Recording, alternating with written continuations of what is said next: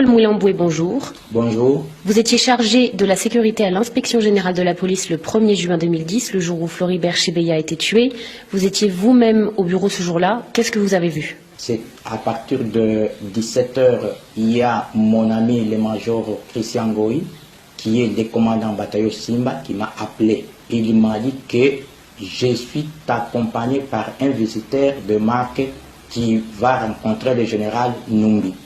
Et je lui ai dit non, le général Numbi est absent. Il m'a dit non, dans quelques minutes, le général va arriver à l'inspection générale. Il est entré avec un monsieur que je ne connais pas. Et lorsqu'il est sorti, c'est lui-même la personne qui s'est présentée devant moi. Il m'a dit, moi je m'appelle Floribert Chebeya, le secrétaire exécutif de la voie des envois. Combien de temps est-il resté dans votre bureau? À partir de 19 h et quelques minutes, c'est le major Christian qui est venu récupérer Chebeya dans mon bureau. La première chose, il s'est excusé devant Chebeya, lui disant non, le chef s'excuse, il ne doit plus vous recevoir ici au bureau, il préfère vous recevoir à sa résidence privée. Maintenant, en sortant, à partir de la réception, Chebeya a été déjà cagoulé. C'est à partir de la réception. Et comment le savez-vous? Tout justement, mon bureau, il y a une caméra de surveillance et cette caméra capte à partir de mon bureau à 50 à 100 mètres. Alors, lorsqu'on a fait les mouvements de prendre Chebeya brusquement, les caméras a sonné. Et c'est ce qui m'a suscité. En regardant cette caméra, je vois le major Christian et quelques éléments de la police cagoulé Chebeya par les sachets, à ceux qui connaissent Kinshasa, des sachets vifs, et on l'a commencé à scotcher. Et c'est ce qui m'a suscité de descendre, de quitter mon bureau et descendre, de savoir qu'est-ce qui se passe. C'est à ce moment-là que vous les avez rejoints à la réception? Je n'avais pas trouvé Chebeya à la réception. On l'a amené directement au hangar. J'ai appelé major Christian. Je lui ai posé la question de savoir. Il m'a dit, monsieur, fermez ta bouche. C'est un ordre qui vient de la hiérarchie. Je lui ai encore posé la deuxième question. Qui vous a donné cet ordre? Il m'a dit, non, c'est le président de la République pour la première fois. Je lui ai posé la question. Qui a reçu l'ordre du président de la République par téléphone ou par quoi? Précisément. Il m'a dit, non, j'ai reçu l'ordre du président de la République par canal du général Enumbi. C'est le général Enumbi qui a imprimé l'ordre au major Christian. Mais cet ordre, il a dit au major Christian que cet ordre vient du président de la République. Ça, c'est le major Christian qui me rapporte. D'abord, l'ordre est venu. Toute personne qui accompagnerait Chebeya, que ce soit son fils, que ce soit son collègue, que ce soit son époux, doivent subir les mêmes sorts que Chebeya. Et il m'a dit, voyez dans la voiture, son chauffeur, on l'a déjà exécuté. J'ai regardé la voiture, j'ai vu un corps sans vie. Et lorsque je parle avec le major Christian, les policiers sont en train déjà de continuer à étouffer Chebeya. Et quelle a été votre réaction? Moi, je suis un officier sans troupe. Le major Christian, c'est l'officier avec troupe. Donc, je rentrais à mon bureau parce que je savais que les caméras étaient en train d'enregistrer. Je dois faire rapport à la hiérarchie. Vous voyez un assassinat se dérouler devant vos yeux. Pourquoi n'avez-vous pas tenté de le sauver? Non. Et en ce moment-là, qu'est-ce que je devrais faire? Moi, mon problème est de faire rapport au chef. D'abord, je suis le commandant sécurité. Ma question, c'est où? Je vois l'événement. Et que le major Christian a des policiers bien armés. À ce moment-là, je ne devrais pas faire autrement. Je devrais faire rapport au général Enumbi. Après cette opération, c'était déjà à 20 h. J'ai quitté le bureau à partir de 20 h et quelques minutes et je suis arrivé à la maison à 20 h et quelques minutes. Et c'est donc 2 jours après l'assassinat que Christian Goy s'est confié à vous? Avant des fouilles, il m'a appelé dans sa chambre parce que nous habitons dans la même maison. J'ai loué, j'ai trouvé en train de pleurer. Il me dit, ça me fait mal. Ça me fait mal parce que je viens d'avoir d'autres ordres auprès du général Enumbi de vous exécuter.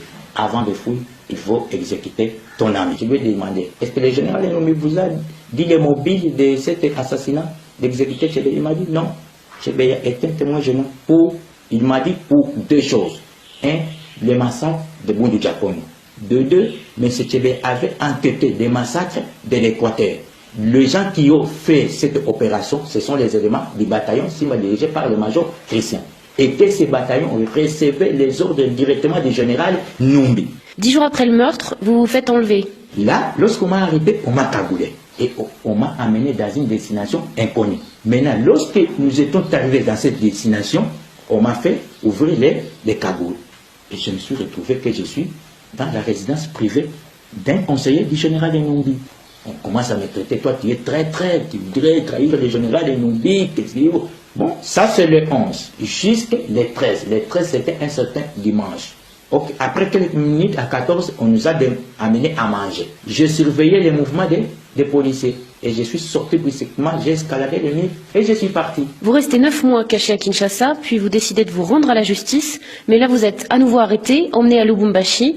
Vous parvenez à vous évader à nouveau et cette fois à quitter le pays. Vous avez été condamné à mort par contumace pour assassinat, association de malfaiteurs. Pourquoi témoigner aujourd'hui? On m'a condamné illégalement. J'étais devant la justice. Mais la justice devait me livrer. La justice a préféré me faire disparaître. Parce que je suis témoin gênant dans l'affaire Tchebe. C'est-à-dire quoi? Je suis témoin gênant pour le pouvoir de Kinshasa et pour le président de la République. Et pour même le général Enou. À ce moment-là, il n'y a pas moyen de retourner au pays. Paul Mouilamboué, je vous remercie. Lui disant non, le chef s'excuse, il ne doit plus vous recevoir ici au bureau, il préfère vous recevoir à sa résidence privée. Maintenant, en sortant, à partir de la réception, Chebeya a été déjà cagoulé. C'est à partir de la réception. Et comment le savez-vous? Tout justement, mon bureau, il y a une caméra de surveillance et cette caméra capte à partir de mon bureau à 50 à 100 mètres. Alors, lorsqu'on a fait les mouvements de prendre Chebeya brusquement, les caméras a sonné. Et c'est ce qui m'a suscité. En regardant cette caméra, je vois les majors Christian et quelques éléments de la police cagoulé Chebeya par les sachets, à ceux qui connaissent Kinshasa, des sachets vifs, et on l'a commencé à scotcher. Et c'est ce qui m'a suscité de descendre, de quitter mon bureau et descendre, de savoir qu'est-ce qui se passe. C'est à ce moment-là que vous les avez rejoints à la réception? Je n'avais pas trouvé Tchebe à la réception. On l'a amené directement au hangar. J'ai appelé Major Christian. Je lui ai posé la question de savoir. Il m'a dit, monsieur, fermez ta bouche. C'est un ordre qui vient de la hiérarchie. Je lui ai encore posé la deuxième question. Qui vous a donné cet ordre? Il m'a dit, non, c'est le président de la République pour la première fois. Je lui ai posé la question. Tu as reçu l'ordre du président de la République par téléphone ou par quoi? Précisément. Il m'a dit, non, j'ai reçu l'ordre du président de la République par canal du général Enou. C'est le général Enou qui a imprimé l'ordre au major Christian. Mais cet ordre, il a dit au major Christian que cet ordre vient du président de la République. Ça, c'est le major Christian qui me rapporte. D'abord, l'ordre est venu. Toute personne qui accompagnerait Tchebe, que ce soit son fils, que ce soit son collègue, que ce soit son époux, doivent subir les mêmes sorts que Tchebe. Et il m'a dit, voyez dans la voiture, son chauffeur, on l'a déjà exécuté. J'ai regardé la voiture, j'ai vu un corps sans vie. Et lorsque je parle avec les majors Christian, les policiers sont en train déjà de continuer à étouffer Tchebe. Et quelle a été votre réaction? Moi, je suis un officier sans troupe. Les majors Christian, c'est l'officier avec troupe. Donc, je rentré à mon bureau parce que je savais que les caméras étaient en train d'enregistrer. Je dois faire rapport à la hiérarchie. Vous voyez un assassinat se dérouler devant vos yeux. Pourquoi n'avez-vous pas tenté de le sauver? Non. Et en ce moment-là, qu'est-ce que je devrais faire? Moi, mon problème est de faire rapport au chef. D'abord, je suis le commandant sécurité. Ma question, c'est quoi? Je vois l'événement et que le major Christian a des policiers bien armés. À ce moment-là, je ne devrais pas faire autrement. Je devrais faire rapport au général Enou. Après cette opération, c'était déjà à 20h. J'ai quitté le bureau à partir de 20h et quelques minutes et je suis arrivé à la maison à 20h et quelques minutes. Et c'est donc 2 jours après l'assassinat que Christian Goy s'est confié à vous? Avant des fouilles, il m'a appelé dans sa chambre parce que nous habitons dans la même maison. Je lui ai retrouvé en train de pleurer. Il me dit, ça me fait mal. Ça me fait mal parce que je viens d'avoir d'autres ordres auprès du général Enombi de vous exécuter. Avant de fouiller, il faut exécuter ton ami. Je lui ai demandé, est-ce que le général Enombi vous a dit les mobiles de cet assassinat? Paul Mouilamboué, bonjour. Bonjour. Vous étiez chargé de la sécurité à l'inspection générale de la police le 1er juin 2010, le jour où Floribert Chebeya a été tué. Vous étiez vous-même au bureau ce jour-là. Qu'est-ce que vous avez vu? C'est à partir de 17h, il y a mon ami le major Christian Goy, qui est le commandant bataillon Simba, qui m'a appelé. Il m'a dit que je suis accompagné par un visiteur de marque qui va rencontrer le général Numbi. Et je lui ai dit non, le général Numbi est absent. Il m'a dit non, dans quelques minutes, le général va arriver à l'inspection générale. Il est entré avec un monsieur que je ne connais pas. Et lorsqu'il est sorti, c'est lui-même la personne qui s'est présentée devant moi.